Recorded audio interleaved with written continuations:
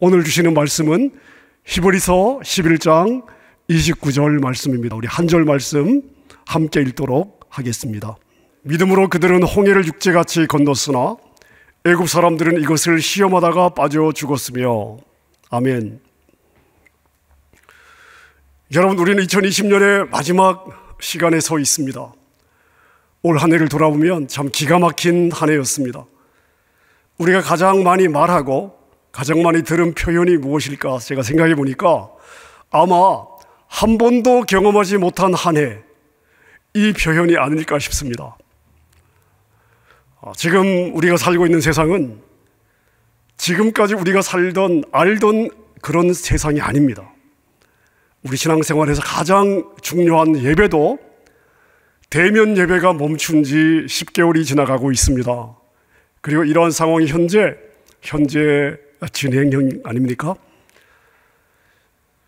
자, 우리는 도대체 이 상황을 어떻게 해석해야 될까요? 요즘 유튜브를 보면 많은 설교자들과 신학자들이 지금 이 시대를 어떻게 해석해야 되는가 강의한 것들을 들을 수가 있습니다. 어떤 사람들은 사단이 교회를 무너뜨리기 위해서 바이러스를 퍼뜨렸다고 이야기를 합니다. 어떤 사람들은 코로나 바이러스는 이 땅을 향한 하나님의 경고요, 하나님의 심판이라고들 이야기합니다. 하지만 우리는 오히려 이런 질문들을 던져야 될 것 같습니다. 하나님은 여전히 역사의 주인입니까? 하나님은 지금도 이 땅을 다스리고 있습니까? 우리는 계속해서 하나님을 신뢰해도 될까요? 저는 제 자신에게 이러한 질문들을 던지면서 말씀을 묵상하던 중에 오늘 본문을 생각하게 되었습니다.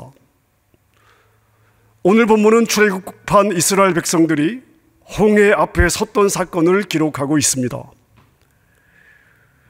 자, 애굽에서 해방은 되었지만 바로 이어서 홍해 바다 앞에 서야 됐습니다. 뒤에는 애굽 군대가 쫓아오고 있습니다. 앞과 뒤가 다 막혔습니다. 그리고 이스라엘 백성들이 할 수 있는 일은 아무것도 없었습니다. 자, 지금 우리 상황이 바로 그렇습니다.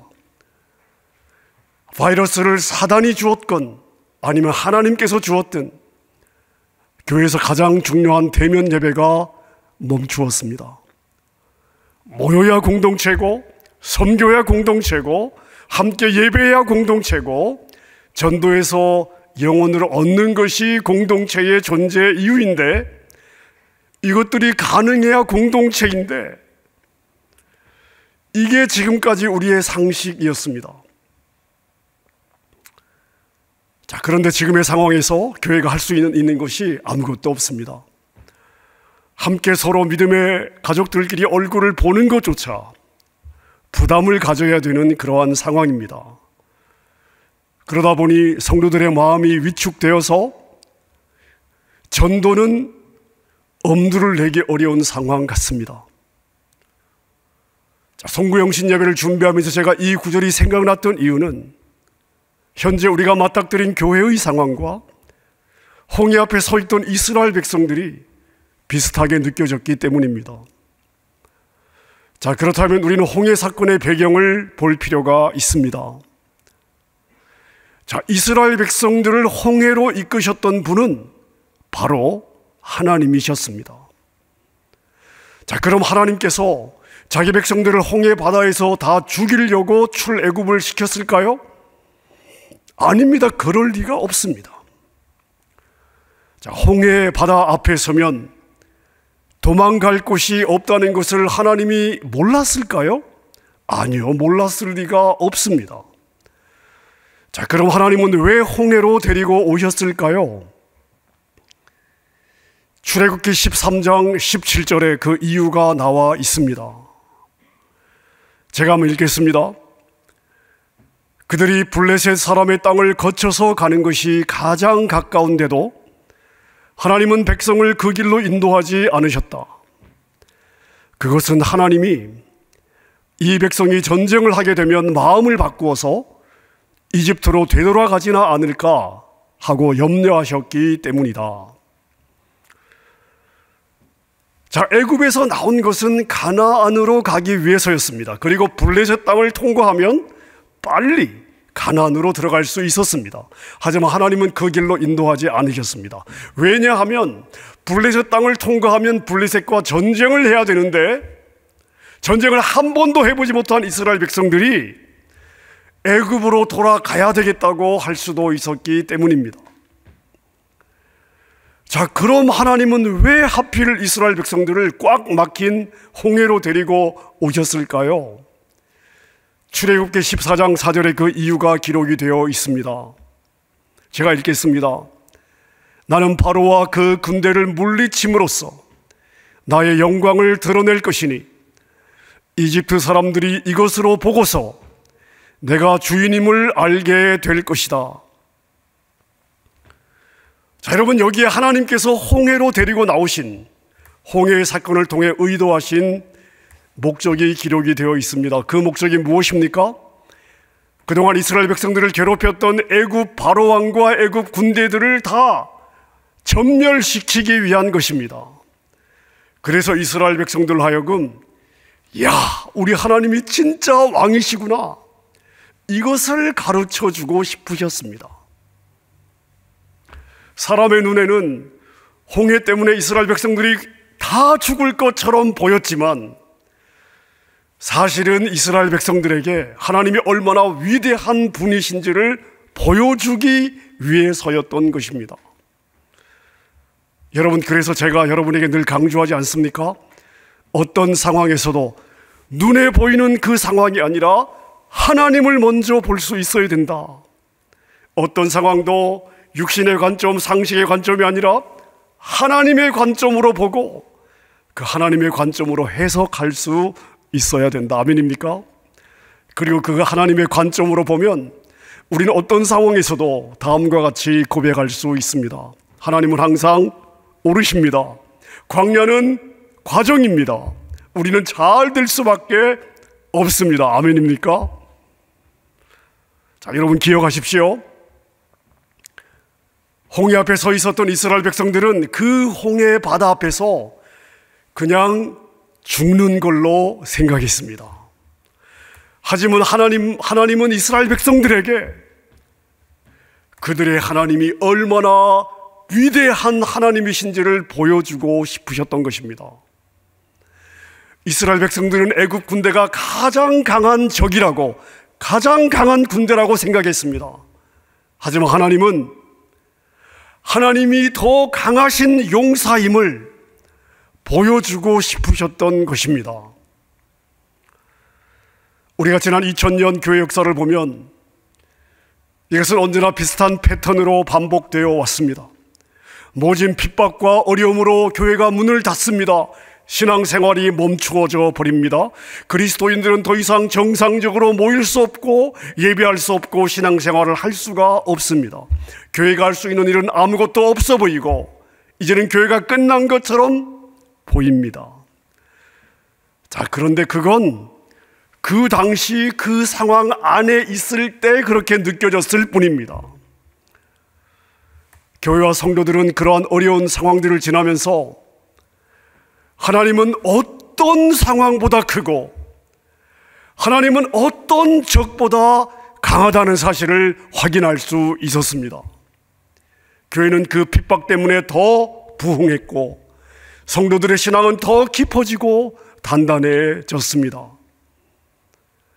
여러분, 하나님은 우리 눈에 보이지 않습니다. 그러나 역사의 주인은 하나님이시고 그분이 주권자이시고 그분이 진짜 통치자입니다. 하나님께서 통제할 수 없는 상황은 존재하지 않았고 존재할 수 없는 줄로 믿습니다. 자, 그런데 홍해 바다와 애굽 군대 사이에 서 있었던 이스라엘 백성들, 그들은 어떻게 반응했으며 성경은 그들을 어떻게 기록하고 있습니까? 오늘 우리가 읽은 히브리서 11장 29절에 보니까 그들이 믿음으로 홍해를 육지같이 건넜습니다. 그들은 믿음으로 홍해를 육지같이 건넜습니다. 자, 여러분, 이 상황을 가만히 한번 생각해 보십시오.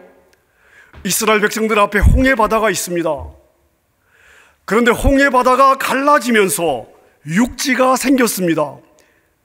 뒤에는 애국 군대가 몰려오고 있습니다. 그냥 가만히 있으면 애국 군대에 의해서 다 죽임을 당하게 될 것입니다. 다른 선택의 여지가 없었습니다. 홍해를 왜 건너갔습니까? 육지가 나오니까 살기 위해서 홍해를 건너간 것입니다. 자, 그런데 성경은 이것을 믿음이라고 말씀하고 있습니다. 아니, 살기 위해서 건넜는데 어떻게 이것이 믿음이 될 수 있습니까? 여러분, 구원은 하나님이 주시는 줄로 믿습니다. 믿음은 뭐냐? 하나님이 주시는 구원을 내가 받아들이는 것, 이것 자체가 믿음입니다. 여러분, 우리가 고백하지 않습니까? 예수님은 길이요 진리요 생명입니다. 다시 말씀드리면 하나님이 우리에게 주신 구원의 길입니다. 자, 이 예수님을 내가 받아들이는 것, 하나님이 주신 구원의 길 예수님을 내가 받아들이는 것, 이것이 믿음입니다. 그리고 우리 모두는 이 믿음으로 구원을 받았습니다. 여러분, 하나님이 열어주시는 길, 그 구원의 길을, 그 길을 아멘 하면서 받는 것 자체가 믿음이라는 것을 믿으시기를 바랍니다. 제가 이것을 지금 우리 상황에 한번 적용해 보았습니다. 코로나 바이러스로 갑자기 모든 것이 멈추었습니다. 세상이 멈추고 비즈니스가 멈추고 교회가 멈추었습니다. 비행기도 멈추고 차도 멈추고 사람과 사람과의 만남도 멈추었습니다. 모든 것이 다 막혔습니다. 우리가 할 수 있는 일은 별로 없어 보입니다. 이런 상황을 지나면서 우리는 질문하지 않을 수 없었습니다. 교회란 과연 무엇인가? 교회는 과연 이런 상황에서, 그리고 우리 그리스도인들은 이런 상황에서 과연 믿음을 지킬 수 있을까? 자, 그런데 그 상황에서 온라인 예배가 시작이 되었습니다. 처음에는 잘 적응이 되지 않았습니다. 그러나 그런 상황에서도 우리는 하나님을 놓치지 않기 위해서 최선을 다했습니다. 상황이 바뀔 때마다 사역자들은 하루에도 몇 번씩 모여서 바뀐 상황에 사역의 방향을 조정하고 준비했습니다. 장로님들과 우리 순장 수모님들 한 번도 해보지 못했던 영상으로 다락방을 인도했습니다. 세일꾼반, 제자반, 사역반, 성경방, 마더라이즈, 각종 그동안 해왔던 모든 훈련도 영상으로 정상적으로 진행하고 있습니다. 자, 그렇게 지난 10개월을 보내는 동안 사람과 사람의 접촉이 줄어들면서 우리는 오히려 신앙의 근본을 생각할 수 있었습니다. 인생의 본질을 더 생각할 수 있는 기회를 갖게 되었습니다. 사람과의 만남, 사람과의 모임이 멈추어진 상황에서 공동체가 얼마나 중요한지를 더 느끼고 있습니다.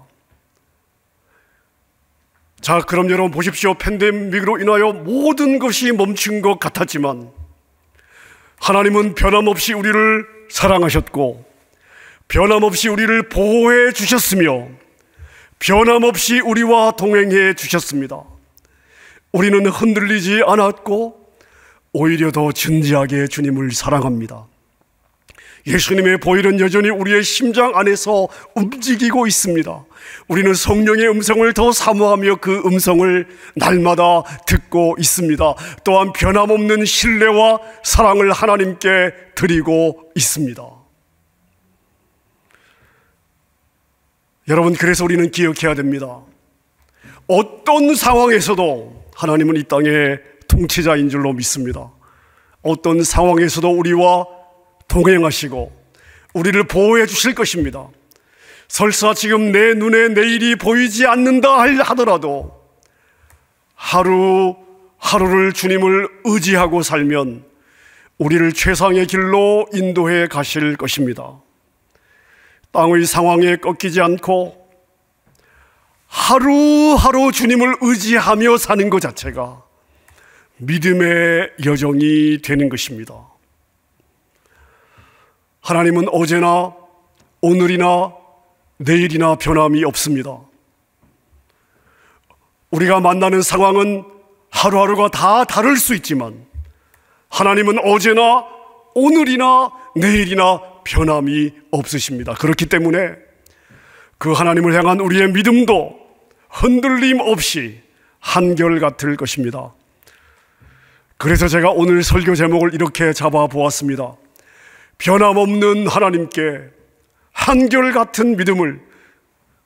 이것이 여러분 모두에게 아멘이 될 수 있기를 바랍니다. 그래서 제가 여러분에게 몇 가지 부탁을 드립니다. 최소한 2021년 전반기, 길어지면 내년 한 해도 우리가 영상으로 예배를 드려야 할 수도 있습니다. 여러분, 예배를 보는 시청자가 되지 마시고 매 예배마다 여러분 자신을 제물로 드리는 참된 예배자가 되어야 됩니다. 하루하루의 어려움에 절망하거나 낙심해서는 안 됩니다. 지금 아무것도 안 보여도 하나님은 홍해를 열어주시기 때문입니다. 그래서 어떤 경우에도 우리 입에서 불평이나 원망이 나와서는 안 됩니다.